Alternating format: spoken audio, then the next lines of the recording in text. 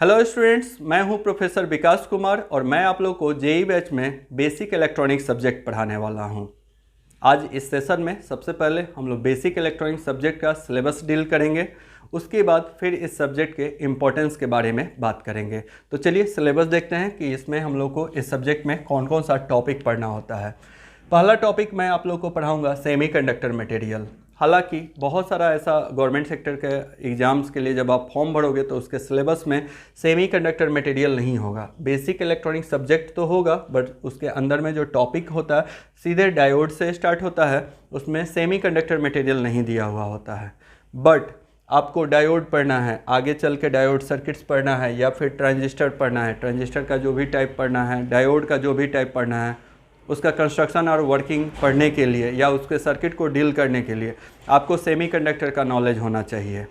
तो बहुत सारा ऐसा गवर्नमेंट सेक्टर का एग्ज़ाम्स के लिए जब फॉर्म भरोगे तो उसमें सेमीकंडक्टर मटेरियल्स नहीं रहता। जैसे एसएससी जेईई का जब फॉर्म अप्लाई करोगे तो उसके सिलेबस को जब आप डाउनलोड करते हो वहाँ पे देखोगे तो सीधे पीएन जंक्शन डायोड से सिलेबस स्टार्ट हुआ रहता है। लेकिन पीएन जंक्शन डायोड पढ़ने के लिए आपको सेमीकंडक्टर का नॉलेज होना चाहिए। ठीक है, तो कुछ ही एग्ज़ाम्स का फॉर्म भरोगे या कुछ ही एग्ज़ाम्स ऐसे होते हैं जिसके सिलेबस में सेमीकंडक्टर मटेरियल नहीं होता है। बाकी जितने भी बाकी सब गवर्नमेंट सेक्टर के जो एग्ज़ाम्स होते हैं उसमें सेमीकंडक्टर मटेरियल रहता है। जैसे आरआरबी का फॉर्म भरोगे, डीएमआरसी का फॉर्म भरोगे तो वहाँ पे आपको सिलेबस में सेमीकंडक्टर मटेरियल रहेगा और बहुत सारा क्वेश्चन सेमीकंडक्टर मटेरियल से भी पूछा जाता है। ठीक है, तो पहला टॉपिक हम लोग पढ़ेंगे सेमीकंडक्टर मटेरियल। उसके बाद हम लोग डायोड पढ़ेंगे। डायोड के अंदर में बहुत सारा टॉपिक आ जाता है। हालांकि हम मेन टॉपिक यहाँ पे 4-5 लिख दिए हैं, इससे ज़्यादा टॉपिक आप लोग को हम पढ़ाएंगे। पहला इसमें पीएन जंक्शन डायोड पढ़ना होता है, दूसरा जेनर डायोड पढ़िएगा, फिर वैरेक्टर डायोड, उसके बाद tunnel diode, LED light emitting diode, फिर उसके बाद हमने लिखा है photo diode and laser diode. ठीक है, इसको छोड़ के और भी बहुत सारे डायोड्स होते हैं। जैसे पावर डायोड का भी नॉलेज होना चाहिए आप लोगों को। आपको पॉइंट कॉन्टैक्ट डायोड का नॉलेज होना चाहिए, शॉर्ट की डायोड का नॉलेज होना चाहिए। तो उसका मैं इंट्रोडक्शन आप लोग को इतना ज़रूर पढ़ा दूंगा कि अगर बाई चांस उससे क्वेश्चन पूछा जाता है तो आप उसका आंसर कर पाओगे। ठीक है, तो इतना सारा डायोड पढ़ना है। ये मेन डायोड लिख दिए हैं। कुछ साइड से आपको और हम डायोड पढ़ा देंगे कि इन केस उसका सर्किट सिंबल आ जाता है या फिर उसके वर्किंग से कुछ क्वेश्चन आ जाता है, उसका कंस्ट्रक्शन के प्रॉपर्टी से कुछ क्वेश्चन आ जाता है, तो वो क्वेश्चन भी आप कर पाइएगा। उसके लिए आपको टेंशन लेने का ज़रूरत नहीं है। ठीक है, उसके बाद हम लोग डायोड सर्किट्स पढ़ेंगे। थर्ड मेरा टॉपिक होगा डायोड सर्किट्स। डायोड सर्किट्स में सबसे पहला टॉपिक होता है basic circuit of diode. Basic circuits of diode मतलब आप देखे होंगे जब आप लोग सेमेस्टर का पढ़ाई कर रहे थे तो देखे होंगे बहुत सारा ऐसा सर्किट्स रहता है जिसमें डायोड प्रेजेंट है, रजिस्टर प्रेजेंट है, उसका आउटपुट वोल्टेज निकालना है, उस सर्किट का करंट का वैल्यू फाइंड आउट करना है। तो ऐसा बहुत सारा सर्किट्स होता है जिसको हम लोग बेसिक सर्किट ऑफ डायोड के कैटेगरी में रखे हैं। उसके बाद रेक्टिफायर वेरी इंपॉर्टेंट है। आप लोग पढ़ चुके हैं सेमेस्टर तो आपको पता है कि रेक्टिफायर कितना इंपॉर्टेंट है। रेक्टिफायर का 2 टाइप्स होता है, half wave rectifier and full wave rectifier. वो दोनों टाइप्स हम पूरा डिटेल्स में पढ़ाने वाले हैं। इसका बहुत सारा न्यूमेरिकल पार्ट भी हम लोग को मिलेगा, उसको हम लोग करेंगे। उसके बाद क्लिपर एंड क्लैम्पर पढ़ेंगे हम लोग। क्लिपर और क्लैम्पर जो सर्किट्स होता है ये डायोड से ही बना हुआ सर्किट होता है, इसीलिए हम डायोड के सर्किट्स के कैटेगरी में इसको रखे हैं। ठीक है, उसके बाद हम लोग ट्रांजिस्टर के बारे में पढ़ेंगे। ट्रांजिस्टर में 3 तरह का ट्रांजिस्टर पढ़ाएंगे, बीजेटी, एफईटी और यूजेटी। बीजेटी का 2 टाइप्स एनपीएन और पीएनपी पढ़ाएंगे। एफईटी में जेफेट और मॉसफेट में पढ़ाने वाला हूं, और यूजेटी का कोई टाइप्स नहीं होता है, सिर्फ यूजेटी ही होता है, तो यूजेटी पढ़ाने वाले हैं।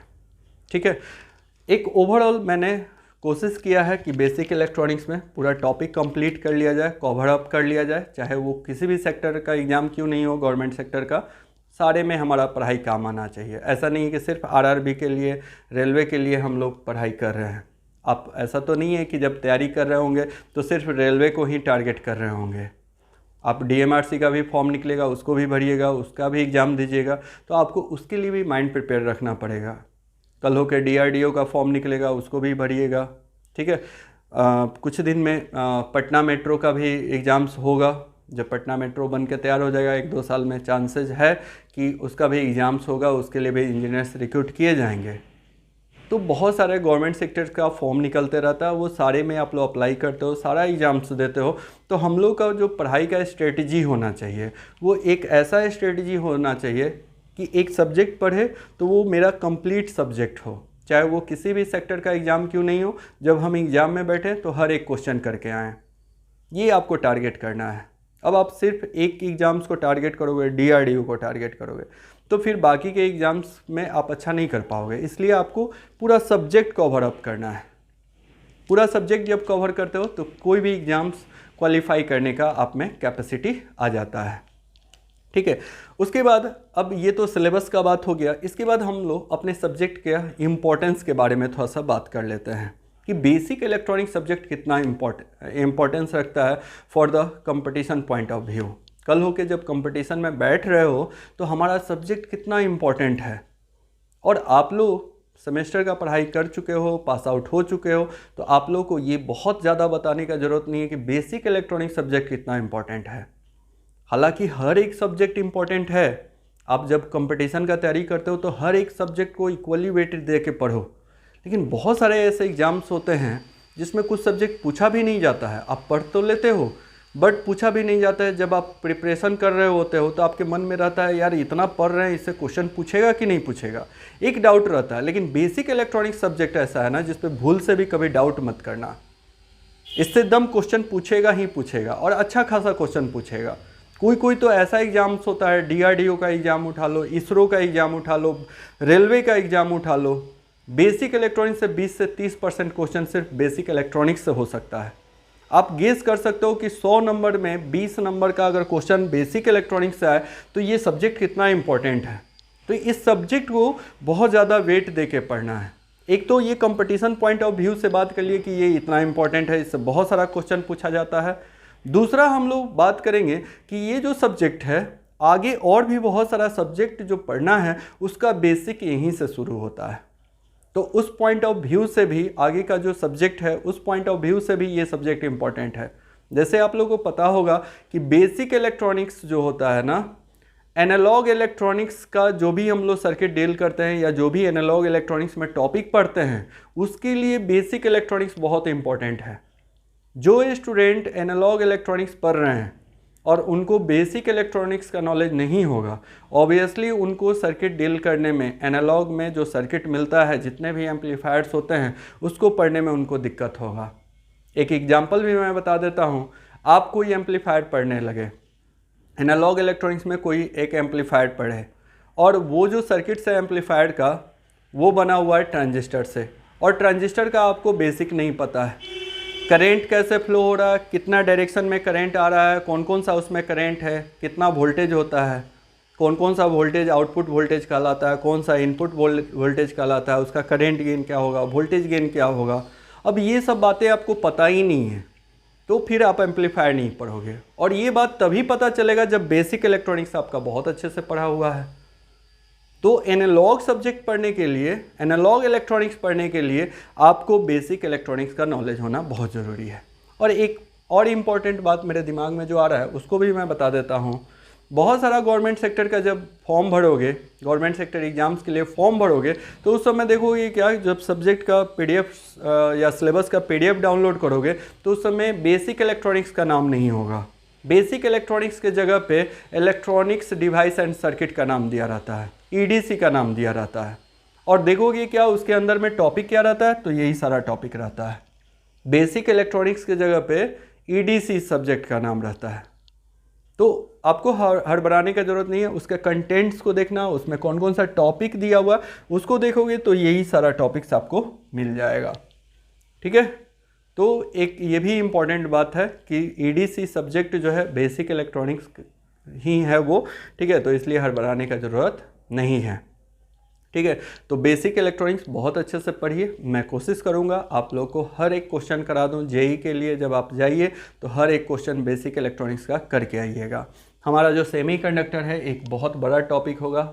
थोड़ा सा दिखने में बस लग रहा है कि सर सिर्फ सेमीकंडक्टर मटेरियल का नाम लिख दिए, बट सेमीकंडक्टर मटेरियल जब हम पढ़ाना स्टार्ट करेंगे तो इससे बहुत सारा इसके अंदर में बहुत सारा टॉपिक आ जाएगा, बहुत सारा डेरिवेशन आएगा और बहुत अच्छा न्यूमेरिकल्स आता है। और इजी न्यूमेरिकल्स होता है, लेकिन कॉन्सेप्चुअल न्यूमेरिकल्स रहता है और वो पूरा कॉन्सेप्ट आपको समझना पड़ेगा। ठीक है, बहुत सारे एग्जाम्स में देखोगे क्या कि सेमीकंडक्टर मटेरियल से पहले आपको कंडक्टर इंसुलेटर भी पढ़ना होता है। ठीक है, तो इलेक्ट्रॉनिक्स मटेरियल एंड डिवाइस भी किसी जो जेई का फॉर्म निकलता है उसमें रहता है। ठीक है, तो कंडक्टर और इंसुलेटर वो मटेरियल का पार्ट है। हम लोग सीधे सेमीकंडक्टर से शुरू करेंगे। हालांकि सेमीकंडक्टर हम आप लोग को जब पढ़ाएंगे तो थोड़ा सा कंडक्टर और इंसुलेटर का भी इलेक्ट्रिकल प्रॉपर्टी हम पढ़ाएंगे, क्योंकि उसका ज़रूरत पड़ता है। ठीक है, तो ये हमारा सब्जेक्ट रहा, ये सब्जेक्ट का इम्पोर्टेंस भी आप लोग को हम बता दिए। ठीक है, यहाँ पे मेरा नाम लिखा हुआ है, ये मैं एक असिस्टेंट प्रोफेसर हूँ AK यूनिवर्सिटी में और एक्सपीरियंस मेरा 10 ईयर का है। इसलिए आप अपने पे फोकस कीजिए, आप अच्छे डायरेक्शन में मेहनत कीजिए, सफलता आपको मिलेगी। और इधर जहाँ तक हमारा बात है तो हम लोग उतना आपको गाइड ज़रूर कर देंगे कि आप एग्ज़ाम अच्छे से क्वालिफाई कर पाइए।